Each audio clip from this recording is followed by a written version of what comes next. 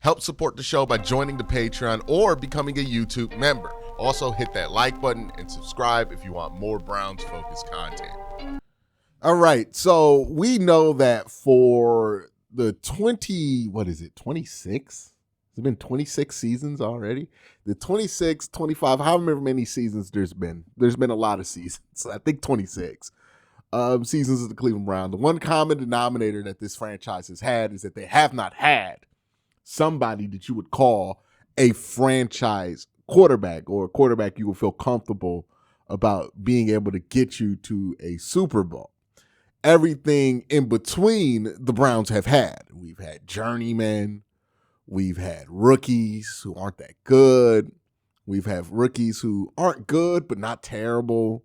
We've had rehashes, guys who are good somewhere else that we brought here. They weren't that good. We've also, tried to give somebody who wasn't good somewhere a second chance, and that didn't work out. We've had every flavor but like the flavor that you want at quarterback throughout the years.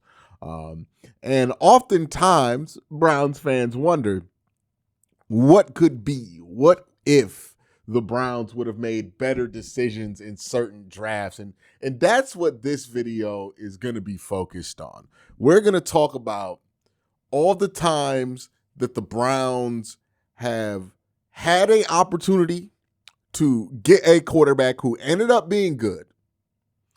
And we're going to rank them in a tier list on 5 levels. We got number 1, the lowest, it's fine. The Browns didn't draft this guy. They could have drafted him, but I'm fine with it because I don't think that guy was ever going to be good enough for the Browns to be able to overcome their quarterback problems. Then you got hypothetical, which is like, yeah, the Browns hypothetically could have got this guy, but it just feels like too much work to think of a scenario where the Browns end up with him, right? This was going to be like the most full category until I decided I'm not going to include guys outside the first round because that's where it gets super hypothetical, because then you can go, oh, man, we could have got Tom Brady, or we could have got Russell Wilson or Dak Prescott, despite there being no linking of those guys to the Cleveland Browns in the draft, right? Like, it didn't feel like the Browns were ever going to take Tom or ever going to take Russ or anything like that. But first round picks are always kind of considered, maybe even some early second round guys. So that's what we're going to focus on. The third category is would have been worth the attempt. This is basically the category to say, hey, I'm not 100% sure this would have worked out in Cleveland, but I would have been okay with the try versus what we ended up doing. The fourth one is likely, which means, yeah, there are some things you got to figure out, but I think the guy would have been good if the Browns would have drafted him. And then there's damn, which is, yeah, we fucked up. We should have took the guy. That's going to be the categories. That's how we're going to rank them. But let me thank my sponsor, Fanatics. So, look, if you know anything about me, you know that I am a self-proclaimed and unashamed sports nerd. And that means a lot of things. That means I love the data around sports. I love watching sports. I love breaking down sports. I love learning more about sports. Fun fact, I got gifted a sports almanac when I was a kid for Christmas, and I used to read that sports almanac for fun. Now, to be fair to me, this is before everybody had like high-speed internet at their house and had better things to do, but I did used to read that. I would love sports cards, baseball cards, basketball cards, football cards. I would love to get them and just find out obscure information about obscure players, or even just fun information about big time players that you might have not known if you didn't look hard enough at the data. And that's why I want to talk about my sponsor for today's video, Fanatics Live. Fanatics Live is the most fun way to start collecting sports cards. It's a 24-hour live streaming app where fans buy and rip packs together with on-screen hosts guiding the action. There are 2 main ways to play: instant rips, where you buy a digital pack on screen. The host rips it live, revealing a physical graded card. You can instantly sell it back to the app for credit, about 90% of market value, or ship it to your house. There's also breaks. Instead of buying a whole box, you could buy a spot, usually assigned to a specific team. And when the host opens the box, you win every card pulled for your team. Here's me opening up my first pack on Fanatics. Okay. Host's about to open up my pack. Let's see what I got here. All right. Let's see what I'm getting. Oh, Steph Curry. All right. That's cool. You get like the 3D thing and you get to go into the app. And if you go into the app, you can actually see like the kind of close up of it. That's really cool. You can even read the back. Look at this. This is really cool. Steph Curry. All right. The best place to start is Fanatics Live. It's the easiest way to start collecting, even if you are a beginner. With instant grips, every pack has a professionally graded card inside. You see the floor and the ceiling value of the pack before you buy. And then once the card is revealed, it appears instantly in your collection tab. And in there, you can decide what you want to do with your card. You can keep it, ship it, or sell it instantly for credit to keep ripping. There's a variety of cards you could pull on this app. You could do NFL, NBA, MLB, and even Pokemon for you freaks out there. New users get a free instant rip pack with a graded card inside to try out. Click the link in the description to download the app and join your first stream to get yours. So let's start with the first guy on this list. Now, admittedly, I was 5 years old when this happened, so I don't know what the pre-draft environment was. From my understanding, Tim Couch and Achilles Smith were seen as the two top prospects in the 1999 draft. Achilles Smith was seen as the upside guy. Tim Couch was seen as the more complete prospect. And then there was Donovan McNabb. Now, let me double check this to see where Donovan McNabb went. Donovan went... Did he go third in that draft?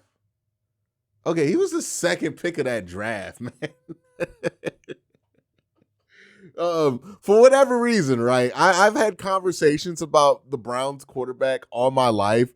Donovan McNabb is always the least brought up quarterback in this entire conversation. Like, we talk about quarterbacks that the Browns could have gotten. Donovan McNabb always like never brought up. Almost. It must have been very obvious that the Browns weren't going to go after Donovan McNabb. I don't know why that would be the case. I don't see anything like, what was it, Donovan's age, or maybe it was his style of play. I don't know what it was that made the Browns not consider Donovan McNabb at all and made everybody who was around at that time kind of like not even do the whole woe is me Browns thing about Donovan McNabb, which is even stranger. I would probably put this in I'm thinking about putting it in hypothetical just because like nobody reacts to this. Nobody ever brings up Donovan McNabb. My gut tells me would have been worth the attempt. Like, I don't know if Donovan McNabb works out in Cleveland, but probably would have been worth the attempt. Like, I don't understand why they didn't consider it. Feels like a big miss there. But maybe people who were around in 1999 can inform me better on what happened there. All right. Next quarterback on the list that the Browns missed out on, Benjamin Roethlisberger. Yeah, this is the bad one, right? This is the first one that is considerable to put into damn. Now, it is worth noting, Ben Roethlisberger took a while to get to where he got to. And maybe without the stability of the Pittsburgh Steelers organization, he doesn't become Big Ben, right? Like in the ways that we remember him being Big Ben. Now, if we're trying to talk about how the Browns missed out, Big Ben went 11th overall in the 2004 draft. The Browns decided to take Kellen Winslow 6th overall in that same draft class, and went for Luke McCown, I believe, in the 4th round that year. So They did the thing where they got frugal at quarterback. Oh, we're going to build around the position, raise the floor, not take the high prospect high. I would say, I don't know if I put this at damn because Big Ben did take a long while to develop. Let me pull up his stats here just to confirm. But I do believe Ben, he didn't become a 4,000-yard passer till very late in his career. When did he become a 4,000-yard passer yet? He didn't become a 4,000-yard passer till he was 27. Right? So we're talking about, numbers that aren't necessarily the most appealing for the first 3 years of his career. He does have the breakout 2007 season. The big question is, do the Browns get to year 4 with Ben Roethlisberger? I think it's probably likely that Ben works out in Cleveland. The Browns might have had some movement there, but Ben, throughout his entire career, no matter what his stat lines were, the one thing you can't say about him is that he's not capable of winning games. And he won games every season of his career, enough to keep a coach employed. Now, you can argue that the defense did what it needed to, but there were a lot of Browns teams that if they weren't having to overcome their quarterback play all the time, they probably would have been better football teams. So I put Ben in likely. That probably would have worked out for Cleveland. All right, Aaron Rodgers. Now, not a lot of people ever really talk about this one, but this is a fun one to get at, right? Aaron Rodgers in 05, the Browns had the 3rd overall pick. They took Braylon Edwards. Aaron Rodgers, who was in the mix for number 1, they decided to not go that route. I would probably say 05, if we look at the Browns 05 roster, I don't really think there's anything that should stop the Browns from taking a quarterback.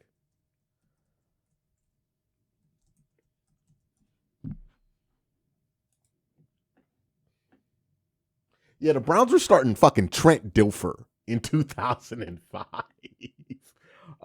So safe to say they should have been considering quarterback. I think that was the same year that they drafted Charlie Fry. And if you want to look at the Browns quarterback issues and where they stem from, it is a constant refusal to take a quarterback at a premium selection, usually to go with the skill player, right?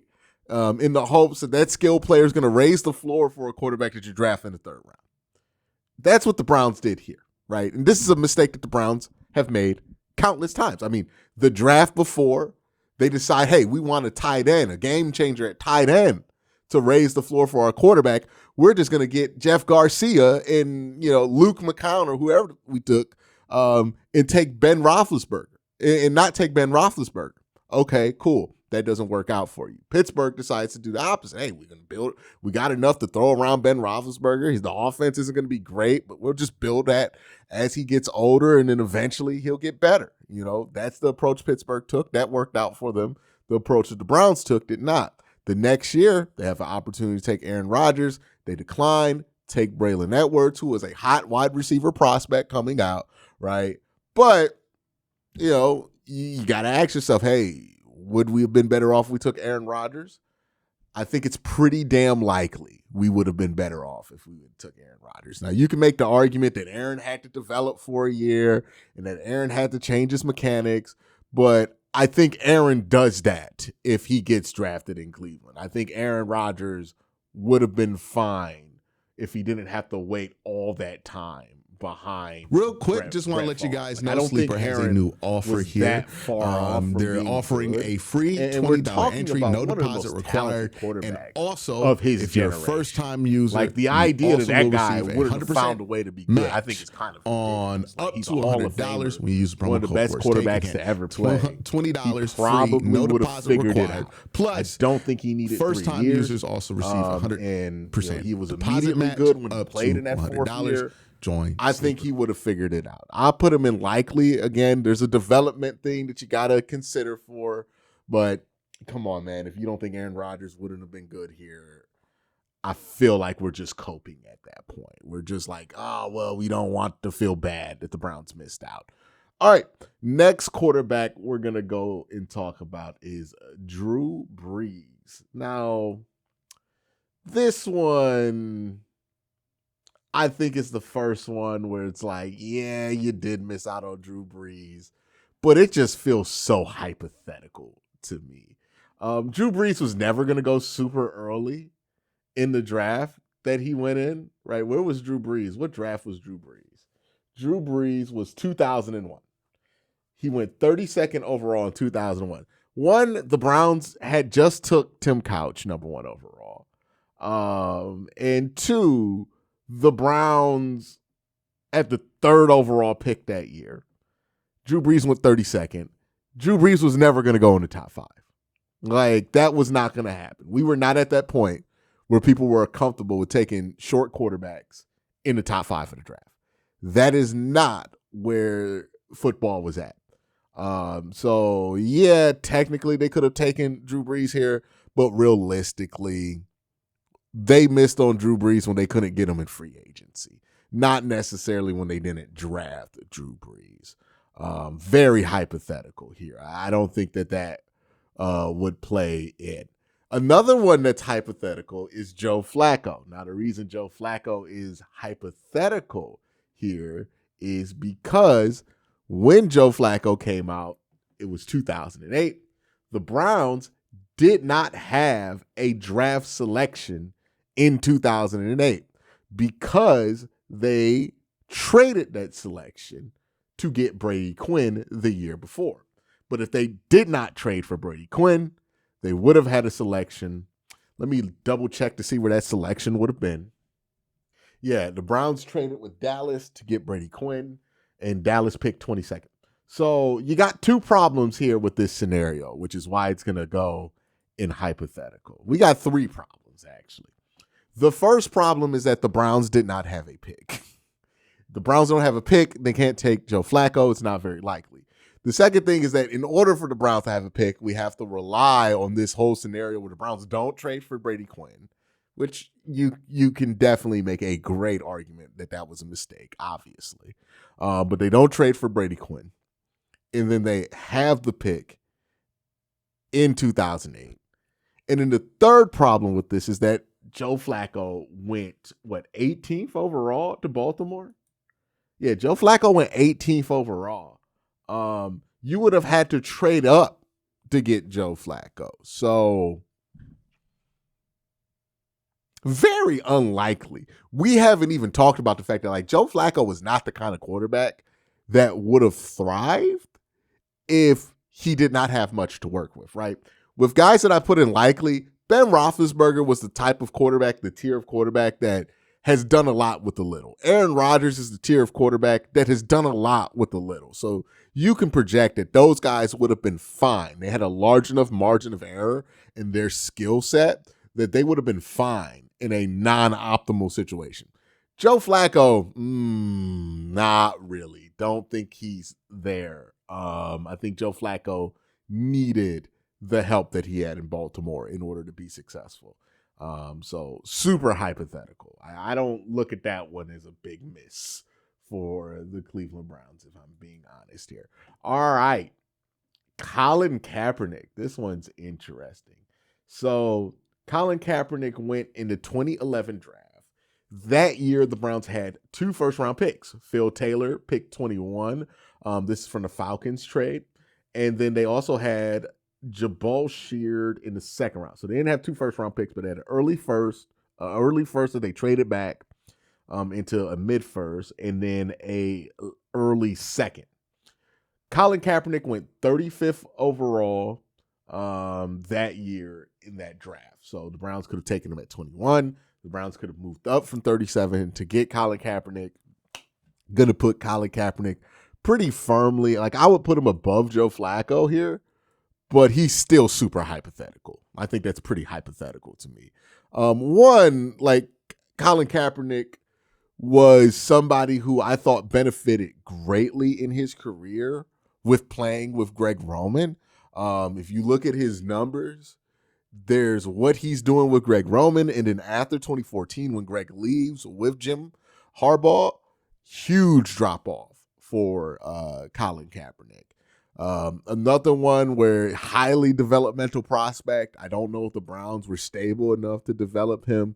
And again, it's not like somebody like Aaron Rodgers where I'm like, yeah, there was some development in there, but Aaron Rodgers ended up being so damn good that you think that he could have probably overcame it. Same thing with Ben Roethlisberger. Not really the case with Colin Kaepernick. I think Colin was in the right place, the right time, had the right offensive coordinator. Maybe if he came out in today's NFL, somebody would have the game is at a place where they know what to do with the Colin Kaepernick better at a lot different places. But right now, in 2011, who was coaching the Browns in 2011? You know what I mean? Like, who was running that Browns offense? Was that Brian Dable? Was that Brian Dable? It was Dick Duran and Pat Shurmur. So, yeah, I don't think Pat figures it out. I don't think Mike Holmgren figures that one out. So, safe to say, I don't think the Browns missed out on Colin Kaepernick. Ben Roethlisberger, Aaron Rodgers, certainly. Maybe you can go there with Donovan McNabb. Let's talk about Ryan Tannehill. Ooh, boy, we're digging some names up. Ryan Tannehill went 8th overall. Of course, the Browns took Trent Richardson 3rd overall that year, and then Brandon Wheaton 22nd overall. This is the draft that you had Russ in, but I just don't think the Browns were ever going to take Russell Wilson with the selections that they had. Same goes with Kirk Cousins and Nick Foles. The Browns wanted to draft a quarterback in the first round, but did not have the pick to go after RG3 or Andrew Luck that year, so they settled for Brandon Wheaton. That was not a good selection here, but I don't think they would have went with Ryan Tannehill. I'm going to go, this is fine. I think Ryan Tannehill would have been a great Tennessee Titan in this timeline, much like he was in our timeline, but he would have probably been a shitty Cleveland Brown. I'm not really missing out on that one. Also, we got to be real here. Revisionist history is fun, but the pick at 3 was either going to be Justin Blackmon or Trent Richardson. There was really no other way that was going to go down. The Browns went Trent Richardson. Ended up being a better choice other than Justin Blackmon. Justin Blackmon ended up being a disaster. Browns got their first round pick back, which is good, and then used that first round pick to take Johnny Manziel, which not so good. So, you give, you take, you live, you learn. All right, let's dial the clock back to 2011. Andy Dalton gets taken 35th overall. The Browns had the 37th pick. Again, could have traded up here. I'm in between it's fine and hypothetical. Hypothetical because Andy did have a career as a starter for a very long time. But also, Andy felt like he was being carried by A.J. Green. And if Andy Dalton without A.J. Green, I don't think it's very good. So we'll put him in it's fine. I'm okay that we missed out on Andy Dalton. I'm not really upset about that or really thinking of a lot of different ways that could have ended up. All right, let's talk about Derek Carr. This is 2014 when we took Johnny Manziel. Goodness gracious. All right, let's talk about him. Let's talk about Derek Carr. Derek Carr went 36 overall. Teddy Bridgewater was in that draft class. He went 32nd overall. The Browns ended up taking Johnny Manziel 22nd overall. They traded up from 26 to do so, and they took Joe Bitonio 35th overall. So the Browns had, they weren't going to take any of these quarterbacks in the top 10. I'm not going to be that crazy, but they had the opportunity at 22 and 35. Now, they took Joe Bitonio at 35, so you're not really upset about that one. The real question is what they should have done at 22. Teddy Bridgewater was the guy that they wanted to go with. I think Teddy Bridgewater pretty firmly goes into it's fine we didn't take Teddy Bridgewater. Even when you think about Johnny Manziel, it's Johnny Manziel flamed out in 1 year and a half, though. So he didn't really end up doing long-term damage to the team. I do think there's a chance that Teddy Bridgewater is just good enough that you waste a lot more time with Teddy than you did with Johnny. Like, the thing about Johnny, for everybody's like, oh, he burnt down the Browns franchise. And there's some truth to that. He was that bad. But the truth about Johnny is that it was fast. You know what I mean? Like, he was in and out a year. Like, you could have drafted a quarterback the year after you drafted Johnny Manziel. You would have been fine. Everybody would have understood. So I put Teddy Bridgewater in it's fine. Yeah, you could have done that, but I think I'm okay with missing out on Teddy. Derek Carr would have been worth the attempt. When you consider that, like, Derek Carr would have made a lot of sense at that draft selection. There were a lot of people who were hoping that the Browns were going to go in that direction. He would have been worth the attempt. Would he have been good? I don't know. He had pretty shitty circumstances in Oakland when he was a Raider, but he did churn out a decent career. Not a great career, but a decent career. A career that would have been good enough to be the best quarterback that the Browns have had since, coming back in 99. So it would have been worth the attempt. Like, I do wonder what it would have been if the Browns would have took Derek Carr instead of Johnny Manziel. Let's go to the final four here, which is Carson Wentz, Pat Mahomes, and Josh Allen, Lamar Jackson. So it's going to be fun to talk about, another fun hypothetical to get on.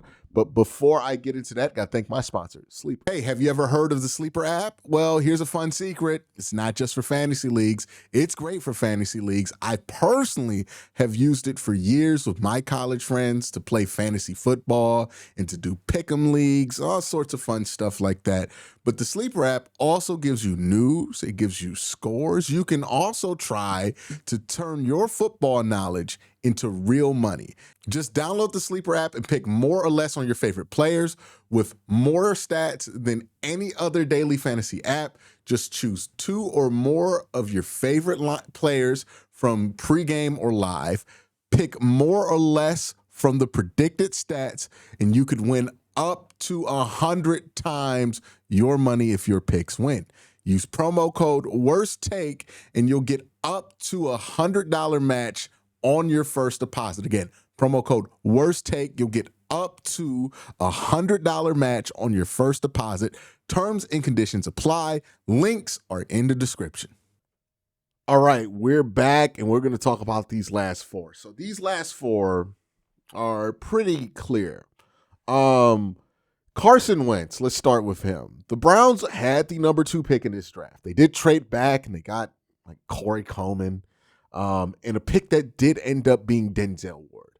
So they did not get nothing out of trading back. They did get Denzel Ward out of trading back out of 2. I will admit, when Carson Wentz came out, I was in college. I went to Youngstown State. So I had been familiar with the FCS. Youngstown State plays in the same conference as North Dakota State, and that's where Carson Wentz went to school. So, I was all for taking Carson Wentz at 2. I wanted the Browns to take Carson Wentz at 2. I was all for Jared Goff as well. I personally put this in. It would have been worth the attempt, but his career did fall apart pretty fast, and I don't know if that changes any differently in Cleveland. Now, he had a fast rise to his career, a fast fall to his career, but I think it would have been worth the attempt. You do lose Denzel Ward, but there were a couple of years where Carson Wentz had like MVP level seasons for the Philadelphia Eagles. So I don't think it's crazy to consider that could have worked out here in Cleveland, or even just wanted to see how that would have worked out in Cleveland. All right, Pat Mahomes. Now, this is a difficult one because the Browns were picking 12. We could put redacted in there, Deshaun Watson, the first time. And I do think Deshaun Watson is a miss. And if I remembered to put him in here, I probably would have put the original miss on Deshaun Watson in a likely, because all you had to do was take him at 12. That being said, the miss on Pat Mahomes, not trading up. I got to put this in hypothetical. Yeah, would Pat Mahomes have been awesome if he had been the same Pat Mahomes that he is today in Cleveland? And is he a good enough player to where you think that he would have been fine, right? Because it's not like it took Pat like 10 years to figure it out in the league. It took Pat 1 year to figure it out in the league. And once he did, he really figured it out. My worry with Pat is that what allowed Pat to go from, hey, he's a good, fun quarterback to he is one of the best we've ever seen is the imagination of Andy Reid. If this didn't include the Browns having to trade up, I might put this in likely, and I'm kind of talking myself into putting this into likely tomorrow. Yeah, I'm gonna put this in likely. I just thought about it. We're gonna put Pat in likely. The scenario where you get to him is a little bit more difficult to imagine, but I do think if the Browns trade for Patrick Mahomes, even with Hugh Jackson sitting there, I think Pat would have figured it out eventually. And he would have showed enough early on to get the time that he needed to get. You know what I mean? That's the thing, right? Like the more talented some of these guys are, the more likely it is it would have worked out. Because if you're extremely talented, you can overcome bad coaching, right? Like we've seen it. Myles Garrett had terrible coaching and it didn't matter, right? Like he ended up still being Myles Garrett. Some of these guys are just so talented that if you would have took them, I think they would have probably been very good. That's where I feel on Pat. I think that's, there's an argument for hypothetical there because it does involve a trade up, but it's not really a significant trade up that you would have to consider. I don't think the Browns, like if we were talking about the Browns only pick being number 1 that year and them not taking Miles to get Pat Mahomes, that was never going to happen. But them trading up from 12 to get Pat Mahomes, that could have happened. That certainly could have happened. So if they would have done that, even with Hugh Jackson, right, I think Pat would have been fine. I think Pat would have figured it out. Would it have been as quick as it was in Kansas City? No. Would it have been as clean as it was in Kansas City? No. Would he have been eventually become an elite quarterback though? I think so. I think pretty obviously so. The next guy is Josh Allen. Now, here's my thing about Josh Allen. People have kind of created this myth of Josh Allen.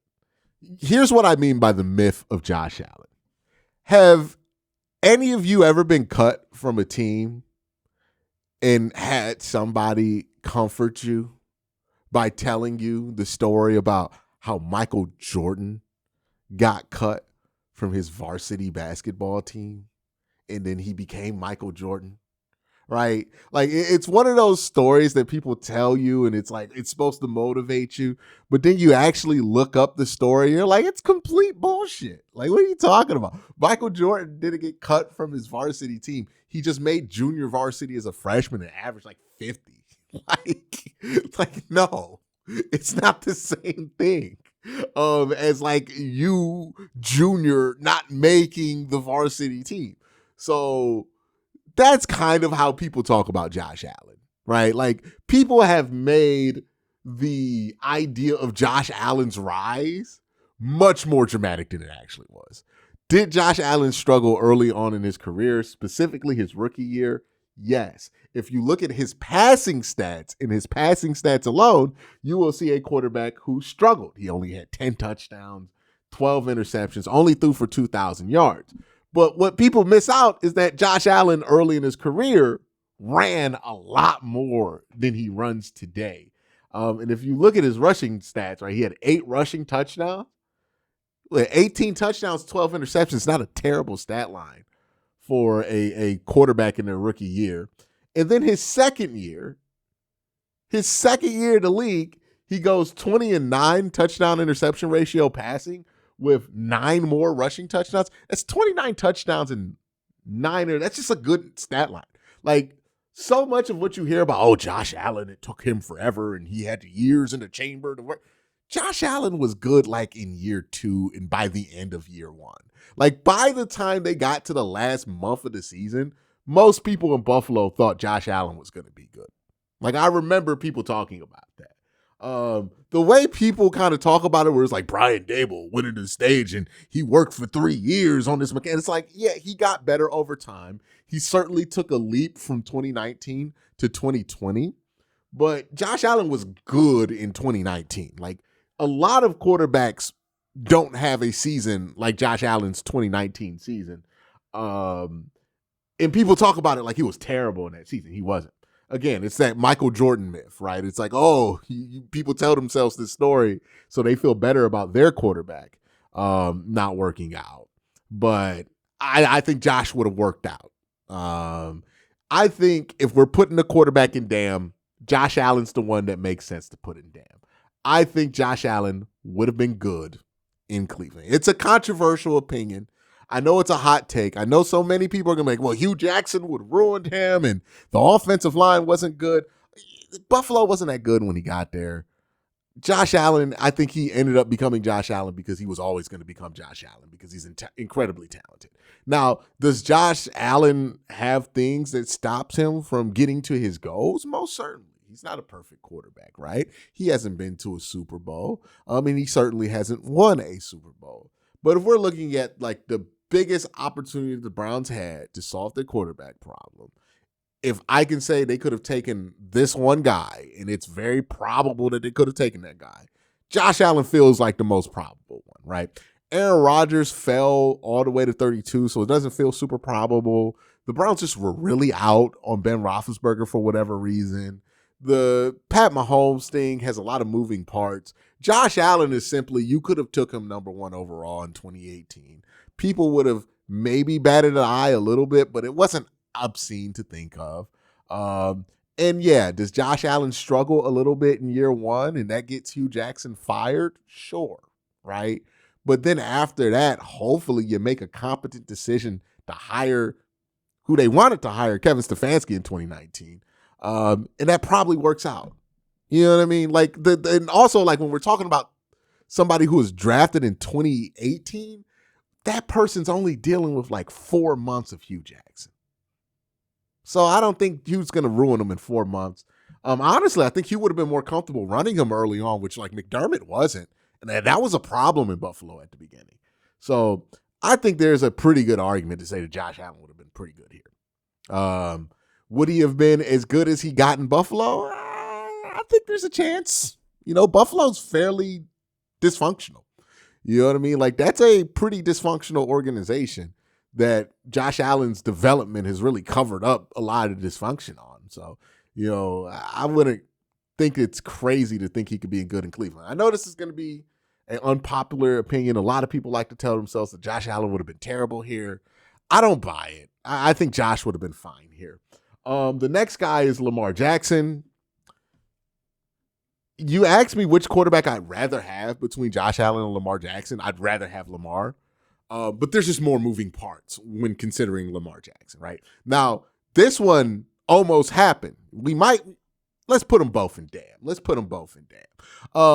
Because the Browns did want to get Lamar Jackson, right? That is confirmed. That the Browns tried to draft Lamar Jackson, I believe, with pick 33.